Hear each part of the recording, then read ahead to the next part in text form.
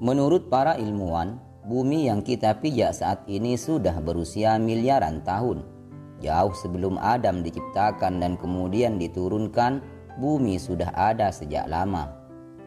Ibnu Abbas radhiyallahu taala anhu mengatakan, ketika Allah berkehendak menciptakan bumi, Dia memerintahkan semua angin untuk bergejolak.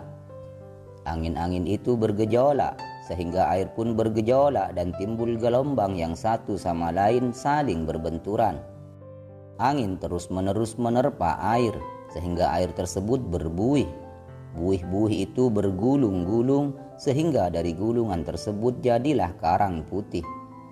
Karang putih itu kemudian membukit seperti bukit yang besar. Air menjadi berkurang dan buih kian membesar dengan kekuasaan Allah sampai besaran yang tak terhingga, dan sekitarnya dikelilingi oleh air.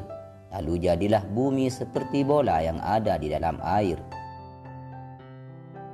Syekh Wahab bin Munabbih mengatakan, ketika Allah menciptakan bumi, awalnya adalah satu lapis. Kemudian Allah memisah-misahkan lapisan tersebut hingga 7, seperti yang Allah lakukan pada langit. Dia membuat jarak antara lapisan yang satu dengan lapisan yang lain sejauh jarak yang bisa ditempuh selama 500 tahun. Wahab bin Munabbih juga mengatakan, setelah Allah memisah-misahkan lapisan bumi sampai 7, maka nama lapisan yang pertama adalah Adim, artinya yang terlihat dari permukaan. Lapisan yang kedua adalah Basit, artinya yang menghampar. Lapisan yang ketiga adalah Thaqil, artinya yang berat. Lapisan keempat adalah Batih, artinya yang melebar. Lapisan yang kelima adalah Hayyin, ada yang mengatakan Mutathaqalah. Lapisan yang keenam adalah Masikah, artinya yang mengunci. Dan lapisan yang ketujuh adalah Tharo, yang artinya tanah yang basah atau tanah liat. Dalam riwayat yang lain, nama lapisan-lapisan tersebut berbeda-beda. Ats-Tsa'labi mengatakan, lapisan bumi yang kedua mengeluarkan angin, dan penduduknya adalah umat yang bernama Thomas, yang makanan mereka adalah daging mereka sendiri, dan minumannya adalah darah mereka sendiri. Lapisan bumi yang ketiga penduduknya adalah makhluk yang wajah mereka seperti wajah manusia, mulut mereka seperti mulut anjing, tangan mereka seperti tangan manusia, kaki mereka seperti kaki sapi, telinga mereka seperti telinga sapi, dan di sekujur tubuh mereka dipenuhi bulu-bulu seperti bulu domba, yang sekaligus hal itu menjadi pakaian bagi mereka. Siang di bumi manusia adalah malamnya mereka, dan malamnya mereka adalah siang di bumi kita. Namun begitu, penduduk ini tidak pernah bermaksiat kepada Allah meskipun hanya sekejap mata. Lapisan bumi yang keempat penduduknya adalah makhluk yang bernama Halham, yang tidak mempunyai mata dan kaki, tetapi mereka mempunyai sayap seperti sayap burung. Lapisan bumi yang kelima ditempati oleh makhluk yang bernama Khashan. Rupa mereka seperti bigol. Bigol adalah hasil kawin silang antara kuda jantan dengan keledai betina. Mereka memiliki ekor yang sangat panjang. Setiap ekornya bisa mencapai 300 siku. Di lapisan bumi yang kelima ini juga terdapat banyak ular yang sangat panjang dan mempunyai punuk seperti unta. Bumi lapisan keenam ditempati oleh makhluk yang bernama Hasum, yang berbadan hitam dan mempunyai cakar-cakar seperti cakar binatang buas. Konon umat ini nanti yang dikuasakan oleh Allah kepada Ya'juj dan Ma'juj ketika mereka menyerbu dan menghancurkan manusia. Dan di bumi lapisan ketujuh adalah tempat tinggal iblis dan bala tentaranya laknatullahi ta'ala alaihim, yaitu setan yang suka mendorong pada kejahatan. Ibnu Abbas radhiyallahu ta'ala anhu mengatakan, setelah Allah menyempurnakan penciptaan langit dan bumi, gunung-gunung telah ditancapkan, angin telah dilepaskan, di bumi telah ada binatang-binatang liar dan bermacam-macam burung, maka buah-buahan mengering dan berjatuhan ke bumi. Lalu di bumi tumbuhlah rerumputan yang satu sama lain saling tumpang tindih. Pada saat itu bumi mengadukan persoalan tersebut kepada Allah. Karena pengaduan itu, Allah menciptakan umat yang beraneka ragam dan berlainan jenis, yang diberi nama jin. Imam As-Suyuti dalam kitab Luqtul Marjan fi Ahkamil Jan mengatakan jin diciptakan 2000 tahun sebelum manusia diciptakan. Allah Subhanahu wa taala berfirman dalam surah Al-Hijr ayat 27, "Wal janna khalaqnahu min qablu min naris samum." Dan kami telah menciptakan jin sebelum Adam dari api yang sangat panas. Imam As-Suyuti mengutip riwayat dari Ibnu Abbas yang menyatakan bahwa jin merupakan penghuni bumi dan malaikat adalah penghuni langit. Setiap tingkatan langit ada para malaikat yang beribadah sesuai dengan tingkatan mereka. Semakin tinggi langit yang mereka tempati, semakin tinggi pula ibadah mereka. Masih menurut Ibnu Abbas, jin pertama yang diciptakan oleh Allah Subhanahu wa taala bernama Samum. Dialah ayah daripada jin. Setelah Allah menciptakan Samum, Allah memberi kesempatan kepada Samum untuk mengajukan permohonan. Samum pun memohon agar ia dapat melihat, namun tak dapat dilihat. Ia juga meminta bisa menghilang di dalam air dan tetap menjadi muda. Allah Subhanahu wa taala mengabulkan permohonan Samum. Samum dan keturunannya akhirnya menjadi makhluk yang tak kasat mata. Mereka yang meninggal karena tua pun masih bisa hidup kembali menjadi muda. Jin-jin itu kemudian bertebaran seperti debu halus karena jumlah mereka yang sangat banyak. Tanah datar, pegunungan, dan berbagai pelosok dunia telah dipenuhi oleh mereka. Mereka menempati permukaan bumi dalam jangka waktu yang dikehendaki oleh Allah. Di antara mereka ada yang putih, ada yang hitam, ada yang merah, kuning, bercak-bercak, dan tutul.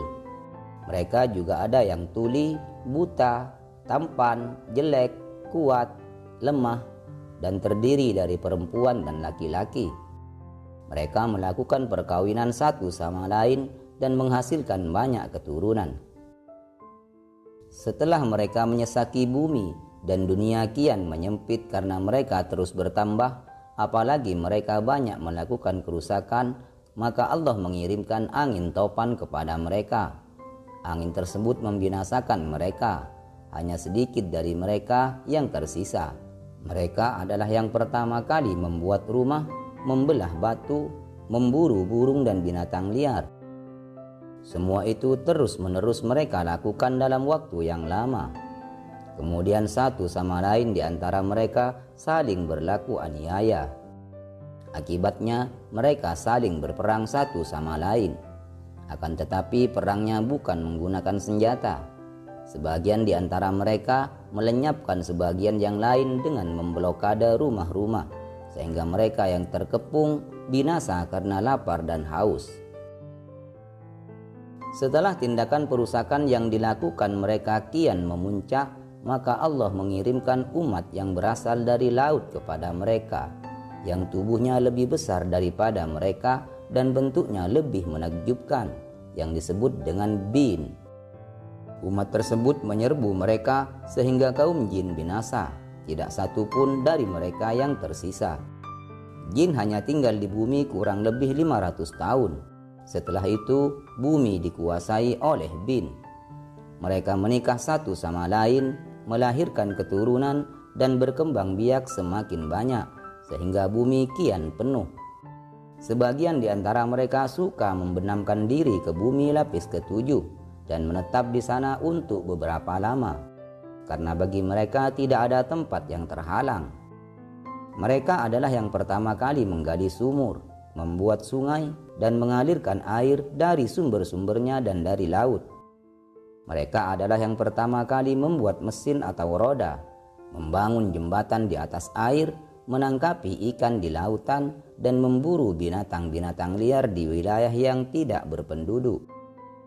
Oleh karena itu, semua binatang, baik di daratan maupun yang ada di lautan, mengadukan urusan tersebut kepada Allah karena kerusakan yang disebabkan oleh mereka kian lama kian bertambah. Maka Allah menciptakan jan. Ibnu Abbas radhiyallahu taala anhu mengatakan, Allah menciptakan jan dari nyala api. Beliau juga mengatakan bahwa jan adalah golongan jin laki-laki. Mereka memiliki jenis yang beraneka ragam. Di antara mereka ada yang disebut dengan nahabir, ada juga yang disebut dengan nahamir. Umat ini layaknya seperti manusia, suka makan, minum, dan berketurunan. Di antara mereka ada yang mukmin dan ada juga yang kafir. Dan nenek moyang mereka adalah iblis yang dikutuk oleh Allah Subhanahu wa taala. Diriwayatkan bahwa Allah menjadikan malaikat sebagai penghuni langit dan menjadikan jan sebagai penghuni bumi. Setelah Allah menciptakan jan, maka Dia menempatkan mereka di bumi. Setelah tinggal di bumi, mereka berperang dengan bin. Jan terlalu kuat bagi bin, hingga mereka mampu menghancurkan bin sampai tidak ada satupun yang tersisa. Maka tinggallah hanya jan yang berada di bumi. Mereka menikah satu sama lain dan melahirkan keturunan sampai bumi penuh. Selanjutnya di antara mereka timbul kedengkian dan aniaya. Di antara mereka terjadi peperangan. Sebagian dari mereka mengganggu sebagian yang lain. Atas kejadian ini bumi mengadu kepada Allah. Maka ketika itu Allah mengutus kepada mereka bala tentara dari golongan malaikat. Dalam rombongan tersebut ada iblis yang dahulunya bernama Azzazil. Dahulunya dia merupakan ketua dari para malaikat. Dia bersama rombongannya mengusir jan dari bumi. Akibatnya mereka mengungsi ke gunung-gunung dan tinggal di sana, dan iblis merampas bumi dari mereka. Begitulah proses pergantian dari jin sampai pada generasi iblis ini dikarenakan peperangan satu sama lain. Puncaknya iblis menjadi raja langit dan bumi, memberangus semua makhluk jenis lain yang gemar berperang dan menumpahkan darah. Selain ada jin, ternyata juga ada sejenis manusia sebelum Nabi Adam. Isyarat adanya makhluk ini adalah may yufsidu fiha wa yasfikud dima, yang artinya makhluk yang melakukan kerusakan dan pertumpahan darah. Sedangkan bangsa jin tidak memiliki darah seperti manusia. Hal inilah yang menjadi argumentasi yang menguatkan bahwa ada sejenis manusia yang hidup selain bangsa jin, yaitu bangsa yang memiliki daging dan darah. Itulah yang kemudian oleh Mukti Ali dalam bukunya Para Penghuni Bumi Sebelum Manusia diasumsikan bahwa makhluk tersebut adalah bangsa Nisnas. Mereka adalah makhluk yang berdaging. Umumnya mereka memiliki tubuh setengah manusia dan setengah binatang. Makhluk ini hidup sezaman dengan bangsa jin, dan mereka termasuk yang ditumpas oleh iblis karena telah melakukan kerusakan di bumi. Ketika penumpasan itu terjadi, bangsa Nisnas sadar bahwa mereka tidak akan sanggup menghadapi bangsa jin yang datang dengan perintah Allah.